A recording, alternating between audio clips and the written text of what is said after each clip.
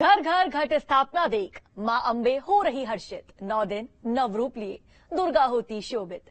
नमस्कार, हमारी खास पेशकश मां में आपका बहुत बहुत स्वागत है। मैं हूं आपके साथ शिखा राणा। शक्ति की उपासना का पर्व नवरात्र है। नवरात्र के इस उत्सव में कैसे करना है मां अंबे को प्रसन्न, कैसे मिलेगा आपको मां जगदंबे का अनन्य आशीर्वाद, कैसे जगत जननी मां शक्ति की उपासना से कटेंगे आपके सारे संकट, साथ ही मां की आराधना में क्या है करना और क्या है नहीं करना, ये सब बताने के लिए हमारे साथ स्टूडियो में मौजूद आचार्य संजीव अग्निहोत्री जी। आचार्य जी, आपका बहुत बहुत स्वागत है। धन्यवाद। जय मां।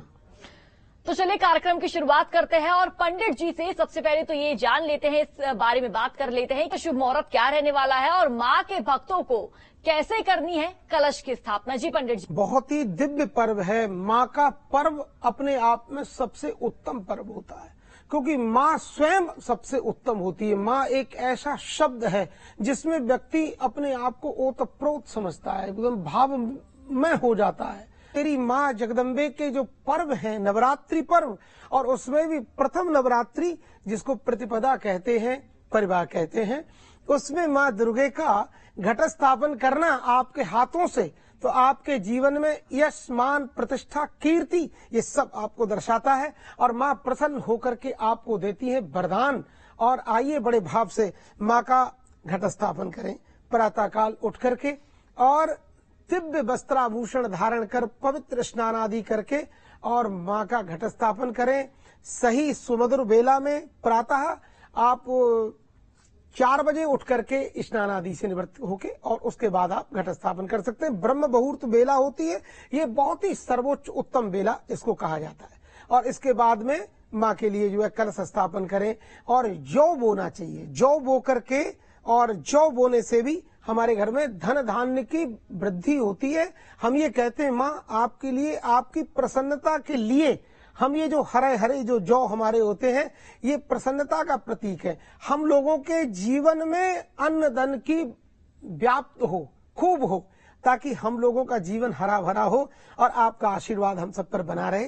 तो ऐसे मां के लिए जौ भी बोना चाहिए मंगल मंत्रों के साथ। और मां भगवती का आइए हम सब मिलकर के एक ध्यान करते हैं। सर्वमंगल मांगल्ये शिवे सर्वार्थ साधिके शरण्ये त्र्यंबके गौरी नारायणी नमोस्तुते। जय माता दी।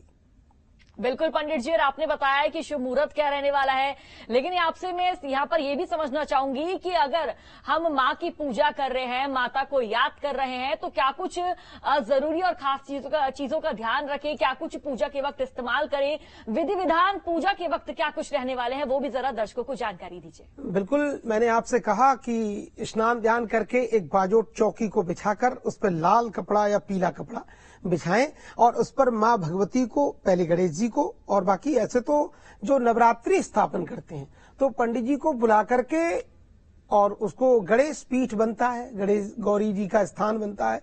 षोडश मातृका देवी होती हैं, सप्त घृत मातृका देवी होती हैं, और महाराज नवग्रह भी होते हैं आदि आदि, और कलश स्थापन करते हैं। 33 करोड़ देवी देवताओं का उसमें साक्षात आवाहन होता है।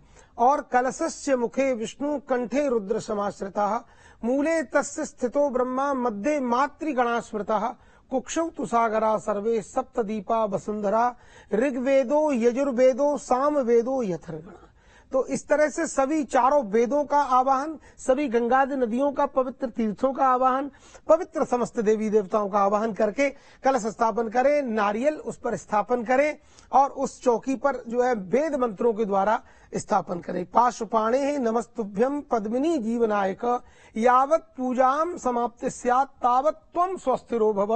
हे कलश नारायण भगवान, हमारी नवरात्रि पर्यंत ये जो 9 दिन चलने वाली जो दिव्य पूजा है, इस पूजा में 9 दिन पर्यंत आप मेरे इस ग्रह मंडल में, इस माँ के दिव्य दरबार में आप आकर विराजमान हो जाइए, ताकि हमारे घर में दिव्य सुख शांति समृद्धि और हमारे घर में जो भी निगेटिविटीज हैं, जो भी हमारे घर में गलत जो परिवेश है, वो सब दूर हो और आपकी कृपा, माँ की कृपा बरसे।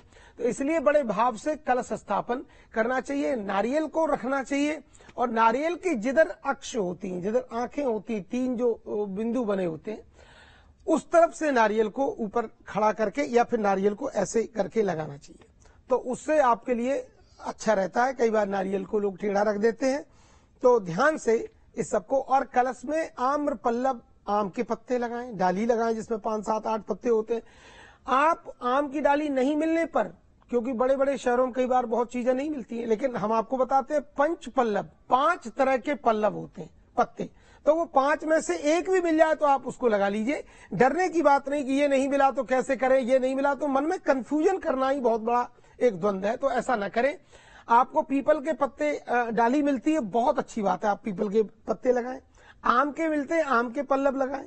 आपको अशोक के मिलते हैं, अशोक के लगाएं। आप गूलर के भी लगा सकते हैं, जामुन के भी लगा सकते हैं। तो इस तरह से आप ये 5 पल्लव लगा करके और कलश को शोभित करें। हाँ, बड़ के पत्ते, जो बड़ वृक्ष होता है, बट वृक्ष जिसको कहते हैं, उसके पत्तों को भी लगाने का विधान है, और वो साक्षात भगवान शिव का स्वरूप है। अगर ऐसे पत्ते लगते हैं तो भगवान माँ भगवती बहुत प्रसन्न होती है, क्योंकि भगवती के जो स्वामी जी है साक्षात भगवान भूतनाथ भोलेनाथ जी हैं। तो इस तरह से आप कलश स्थापन विधि विधान से करें। उसमें आपको सिक्का भी डालना होता है, मिट्टी भी डालनी होती है कलश के अंदर, और सुपारी भी डालनी होती है, केसर भी डालनी है, और इस तरह से आप कलश स्थापन करें। मोली ओली बांध करके विधि विधान से करें, और इसके बाद में मंत्रों से आवाहन करके सबसे पहले जल से स्नान कराएं, फिर पंचामृत से स्नान कराएं। पंचामृत के बाद फिर जो है आप कलावा चढ़ाएं वस्त्र के रूप में, फिर आप रोली चढ़ाएं, गंधम समर्पयामी, फिर अक्षत चावल चढ़ाएं। चंदन है लाल, तो माँ के लिए लाल चंदन बहुत प्रिय है, माँ के लिए लाल चंदन लगाएं। और इसके बाद में अक्षत चढ़ाएं, अक्षत के बाद फिर आप दूर्वा पुष्प चढ़ाएं, पुष्प के बाद दूर्वा चढ़ाएं, और दूर्वा के बाद बेल पत्र बिल्व पत्र माँ को अर्पित करें, निवेदित करें। इसके बाद में सिंदूर चढ़ाएं, सिंदूरम शोभनम रक्तम सौभाग्यम सुखवर्धनम सिंदूरेणार्चिता देवी प्रियताम परमेश्वरी। सिंदूर चढ़ाएं, अबीर गुलाल चढ़ाएं, और इसके बाद माँ को धूप दिखाएं, धूप दीप नैवेद्य आरती, और धूप दिखाएं। इसके बाद दीपक दिखाएं, और धूप दीप दिखाने के बाद देवी जी हाथ जरूर धोना चाहिए, क्योंकि धूप और दीप दोनों शुद्ध और अशुद्ध दोनों होते हैं। जो दीपक की बत्ती जल चुकी है वो अशुद्ध हो गई, और जो जल रही है वो शुद्ध है। धूप जो जल चुकी है वो अशुद्ध हो गई, इसलिए उसके बाद पुनः हाथ धो के और फिर भगवान को नैवेद्य माने जो भी आपने भोग लगाया है। अब भोग में माँ के लिए बर्फी है, पेड़ा है, या जो घर का सबसे बढ़िया माँ को जो भोग लगता है वो हलवे का भोग है, जो आपके घर में विशुद्ध घी से बना है, आपके हाथों से निर्माण हुआ है। तो बाजार में तो कैसे कैसे क्या बनता है आप सभी जानते हैं, बताने की जरूरत नहीं। पर हलवे का भोग माँ को घर में स्वयं बना के लगाएं, पवित्र, और माँ को ग्रहण कराएं। माँ बड़ी प्रसन्न होती है। एक चीज ध्यान रखें, सब कुछ चढ़ता है, पर माँ दुर्गा जी के लिए केवल दूर्वया यजे दुर्गाम बिल्व पत्रैश्च भास्करम, दुर्गा जी पर दूर्वा घास, जो दूर्वा दल है, वो नहीं चढ़ाई जाती, बाकी सभी देवी देवताओं पर चढ़ती। ये ध्यान रखें।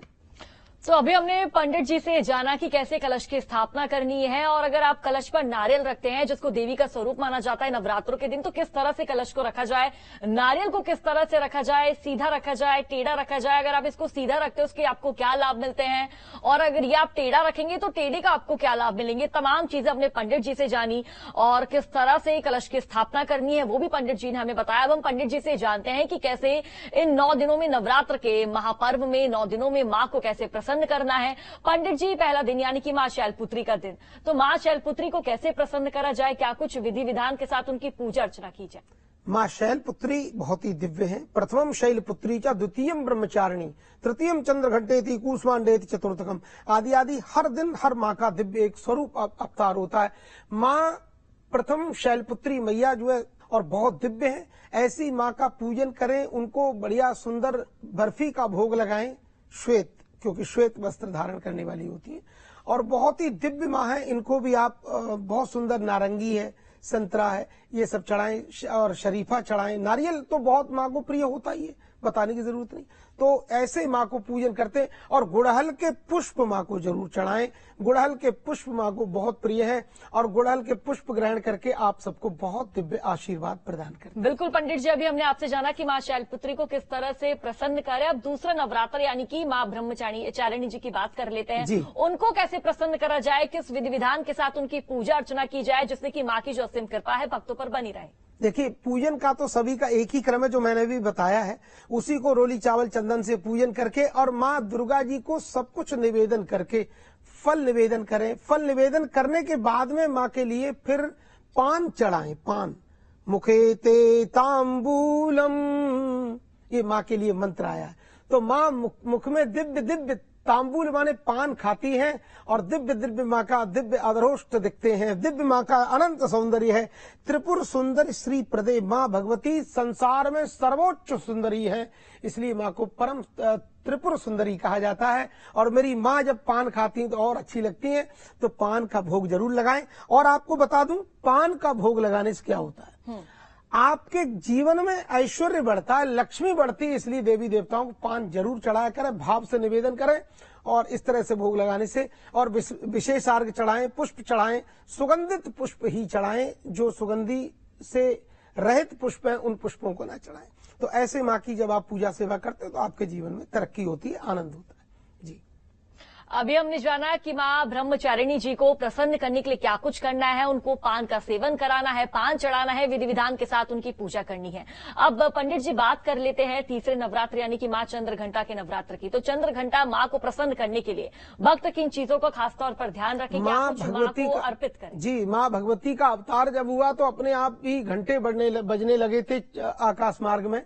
तो माँ भगवती को घंटा अर्पण करना ये बड़ा ही उत्तम एक विधि है। तो माँ बहुत प्रसन्न हो जाती है। तो इसलिए माँ को घंटा बजा करके, या घंटी हमारे घर में होती है, तो इस तरह घंटी बजा करके भी माँ को प्रसन्न किया जा सकता है, क्योंकि माँ का नाम ही चंद्र घंटा है और चंद्रमा जैसी आकृति है जिसकी। तो ऐसे ही माँ का जो है भोग लगाएं, खूब बढ़िया से पुष्प, गुलाब आदि के, कमल आदि के पुष्प चढ़ा करके माँ को प्रसन्न करें, तो माँ चंद्र घंटा आपको बर आशीर्वाद प्रदान करती है। तो मां चंद्र घंटा को घंटा जरूर चढ़ाए। अगर उनकी पूजा अर्चना आप कर रहे हैं तो खासतौर पर इस चीज का ध्यान जरूर रखें कि आपको घंटी जरूर बजानी है। अब बात करेंगे माता कुष्मांडा की। चौथा नवरात्रा मां कुष्मांडा को अर्पित है। इस दिन क्या कुछ खास करना चाहिए जिससे मां कुष्मांडा की असीम कृपा हमारे भक्तों पर बनी रहे? क्या बात है, क्या बात है। देखिए, बहुत बड़ी बात आपने पूछी है। माँ की चंद्र घंटा, माँ जो कुष्मांडा जी है, कूष्मांडे, ये चौथे दिन की माता जी का नाम श्री भगवती कूष्मांडा जी है।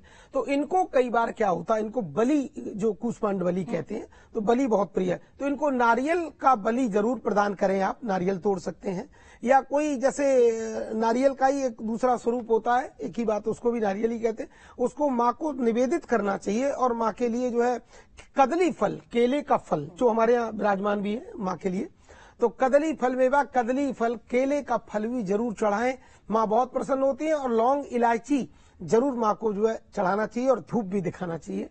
इससे माँ भगवती प्रसन्न होकर हम सबको आशीर्वाद प्रदान करती है।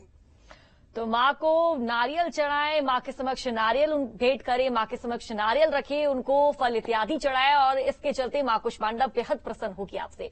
अब पांचवें नवरात्र की बात करते हैं, यानी कि माँ स्कंद माता की बात करते हैं। पंडित जी, माँ स्कंद माता को प्रसन्न करने के लिए जो दर्शक है, जो भक्त है, क्या कुछ विधि विधान अपनाएं, किस विधि विधान के साथ पूजा अर्चना करें? देखिए, माँ तो स्कंद माता है, स्कंद की माँ है, इसलिए स्कंद माता है। तो माँ की गोद में स्कंद भगवान बैठे हुए हैं, जो 6 जिनके मुख हैं। तो स्कंद माता, इसलिए उनका पूजा करें और उनके लिए विद्या बुद्धि का वरदान मांगे। पंचम, जो हमारे यहाँ ज्योतिष में भी पंचम जो स्थान है वो विद्या बुद्धि का है, पुत्र का, संतान का है। तो यहाँ भी माँ की गोद में संतान ही विराजमान है। यदि संतान की कामना है तो माँ भगवती का दिव्य पूजन करके और माँ को दिव्य गऊ के दूध से स्नान कराएं, दही से स्नान कराएं, मतलब घी से स्नान कराएं, शहद से स्नान कराएं, इसके बाद शक्कर बूरे से स्नान कराएं, फिर पंचामृत मिलाकर स्नान कराएं, फिर गंगाजल आदि से स्नान करके और माँ को दिव्य अंग वस्त्र धारण कराएं, जो दिव्य दिव्य रक्त वस्त्र हैं या हरित हैं या जो भी आपको पीत वस्त्र हैं, तो माँ के लिए अर्पित करें। अर्पित करने के बाद में दिव्य भोग प्रसाद माँ के लिए सजाएं और माँ के लिए भोग चढ़ाएं और इसके बाद माँ से आशीर्वाद मांगें और माँ के लिए प्रार्थना करें। देवी प्रपन्नार्ति हरे प्रसीद, प्रसीद मातर जगतोऽखिलस्य, प्रसीद विश्वेश्वरी पाहि विश्वम, त्वमीश्वरी देवी चराचरस्य। इस तरह प्रार्थना करके माँ स्कंद माता को प्रसन्न करें। आपके जीवन में जो भी कामना होगी माँ उसको पूर्ण करेंगी। जय मां। तो मां स्कंद माता को प्रसन्न करने के लिए घी इत्यादि से उनका स्नान कराएं और किस तरह से पंडित जी ने आपको मंत्र बताया उस मंत्र का इस्तेमाल जरूर करें, जिससे कि स्कंद माता की जो कृपा है आपके पूरे परिवार पर बनी रहेगी। अब बात करते हैं पंडित जी छठे नवरात्रि यानी कि मां कात्यायनी की। तो मां कात्यायनी को प्रसन्न करने के लिए क्या कुछ खास करना पड़ता है और किस तरह से पूजा अर्चना करनी पड़ती है, क्या कुछ उनको अर्पित करना पड़ता है, वो भी जरा दर्शकों को बताइए। जय मां कात्यायनी। देखो, मां कात्यायनी का बड़ा अद्भुत स्वरूप है, बहुत ही दिव्य स्वरूप है, साक्षात भगवती। और हमारे वृंदावन में भी साक्षात मां कात्यायनी, जो 52 पीठ है संपूर्ण भारतवर्ष में, वो उनमें से एक पीठ हमारे वृंदावन धाम में है। तो मां कात्यायनी की प्रतिमा, और मां कात्यायनी की प्रतिमा गोपियों ने बनाई थी मिट्टी से जमुना जी किनारे। और क्यों बनाई कि मां कात्यायनी ही वर माने दूल्हा देने में सक्षम है, सभी सक्षम है ऐसा नहीं है, पर मां कात्यायनी का एक दिव्य बड़ा मंत्र है। मैं आपके चैनल के आपके माध्यम से ये बता देना चाहता हूं सभी को कि कात्यायनी मैया की प्रतिमा बनाई मिट्टी के, और उसमें मां को जल चढ़ाती थी, पुष्प चढ़ाती थी और महाराज बेलपत्र चढ़ाती थी और कहती थी, मां हमको अगर विवाह के लिए अगर चाहिए तो गोपाल जी कृष्ण जी चाहिए, नंद के जो लाल हैं, नंद के जो सुकुमार हैं, वही हमको दूल्हे रूप में चाहिए। तो उन्होंने दिव्य मंत्र जो बोला वो मैं आपको बताई देता हूं। और जिन कन्याओं का विवाह नहीं होता है, बड़ी देरी से होता है, या वर उनको मिलने में बड़ी कठिनाई होती है, तो वो मेरी बहनें इस मंत्र का जाप करें, बहुत सुंदर सुगढ़ और आपको दूल्हे सरकार की वर की प्राप्ति होगी। कात्यायनी महामाये महायोगिन्यधीश्वरी नंद गोप सुतम देवी पतिम मे कुरुते नमः। इस मंत्र का जप अगर आप करती हैं तो आपको दिव्य सुंदर अपने अनुकूल, अपना जो पसंद है उससे भी बढ़िया आपको दूल्हा सरकार मिलेगा। ऐसी मां कात्यायनी है। और इन मां कात्यायनी को भी जाकर के नारियल को जरूर चढ़ाएं, पुष्प चढ़ाएं, धूप दीप जरूर दिखाएं, और मां आपके सारे दुखों को दूर करती है। जय मां। तो जो कन्याएं कुंवारी है वो मां कात्यायनी की विशेष तौर पर पूजा करें, क्योंकि मां कात्यायनी की पूजा करने से आपको मनचाहा वर की प्राप्ति होगी, मनचाहा दूल्हा आपको मिलेगा। चलिए पंडित जी आगे बढ़ते हैं कार्यक्रम में, बात करेंगे मां कालरात्रि की, यानी कि सप्तमी की। और सप्तमी के दिन मां कालरात्रि को पूजा जाता है। मां कालरात्रि की विधि विधान के साथ पूजा अर्चना की जाती है। क्या कुछ खास मां कालरात्रि को अर्पित करें जिससे कि जो मां कालरात्रि है वो अपनी भक्तों पर असीम कृपा बनाए रखे, अपने भक्तों से प्रसन्न रहे। जी, मां का देखिए कालरात्रि मैया तो बहुत उग्र रूप है, बहुत दिव्य रूप है साहब, क्या बात है। बड़े बड़े दुष्ट दानवों को समाप्त करने वाली मेरी मां है। और किसके लिए? अपने पुत्रों को बिलखते हुए देखा तो उसने ये विकराल रूप धारण किया, क्योंकि मां से ज्यादा अपने पुत्र पर आपत्ति, देखिए पिता भी खड़ा है और मां भी खड़ी है, और पुत्र पर आपत्ति आई तो पिता सोच भी नहीं पाएगा जब तक मां दौड़ पड़ेगी। ये शुभ शगुन है। खसी माल मूर्ति मुस्कानी, पूजा करते समय, पूजा की चर्चा करते समय यदि माला खिसक जाए, पुष्प गिर जाए तो समझ लो मां देवी प्रसन्न है आप पर। और इस समय मां कालरात्रि का अवतार हो चुका है हमारे मध्य में। तो मां कात्यायनी, देखिए जिन लोगों को बहुत ज्यादा डर लगता है, भय लगता है, रात्रि में सोते सोते नींद नहीं आती है तो कई बार सोते सोते ऐसे हो जाते, तो ऐसे लोग मां कालरात्रि की पूजा जरूर करें। और ऐसे जब कालरात्रि की अगर आप पूजा करते हो तो आपके सारे भय डर निकल जाते हैं, और जितने आपके दुश्मन हैं वो सारे दुश्मन भस्म हो जाते हैं। मैं आपको मंत्र बोल देता हूं, सर्वा बाधा प्रशमनम त्रैलोक्यस्याखिलेश्वरी एवमेव त्वया कार्यम अस्मद् भैर्विनाशनम। इस मंत्र के जप के प्रभाव से स्वयं जपें या किसी वैदिक ब्राह्मण से जपवाएं तो आपके जीवन के समस्त शत्रु दहल जाएंगे, समाप्त हो जाएंगे, आपका मार्ग प्रशस्त हो जाएगा। जय माता दी। पंडित जी चलिए आगे बढ़ते हैं, बात करेंगे 8वीं नवरात्रि यानी कि अष्टमी की, मां गौरी की। तो मां गौरी को प्रसन्न करने के लिए क्या कुछ करें, और अष्टमी जिस तरह से हम देखते भी अष्टमी के दिन कन्या पूजन होता है, तो कन्याओं को खुश करने के लिए क्या करें, मां गौरी को खुश करने के लिए क्या करें? बहुत बढ़िया बात पूछी आपने इसका जी। देखिए मां गौरी का तो बड़ा सौम्य स्वरूप है, सबसे सौम्य, एकदम दिव्य, बिल्कुल आर्द्र जिसको कहते हैं। तो मां अपने बच्चों के लिए बड़ा प्रेम करती, बहुत प्यार करती। और मां का ऐसा दिव्य स्वरूप, अष्टमम महागौरी चाष्टमम, ये महागौरी जो स्वरूप है ये अष्टम रूप है। आज के दिन मां की दिव्य पूजा करें, पुष्प चढ़ाए, फल चढ़ाए, दूर दक्षिणा चढ़ाए, और महाराज ऐसा करने से कमल दल जरूर चढ़ाएं और नारियल की आज बलि चढ़ाएं। लेकिन नारियल को आज के दिन खाना नहीं चाहिए, नारियल की बलि चढ़ा सकते हैं मां के लिए, लेकिन सेल्फ खाना नहीं चाहिए, उससे बहुत दोष लगते हैं, ऐसा शास्त्र में लिखा है। ब्रह्म वैवर्त पुराण आदि में लिखा है कि आज के दिन नारियल को खाना नहीं चाहिए। चाहें खूब, कोई दिक्कत नहीं, आज प्रसाद नारियल का मिलता ले लें, अगले दिन उसको ग्रहण करें, क्योंकि माँ का प्रसाद है।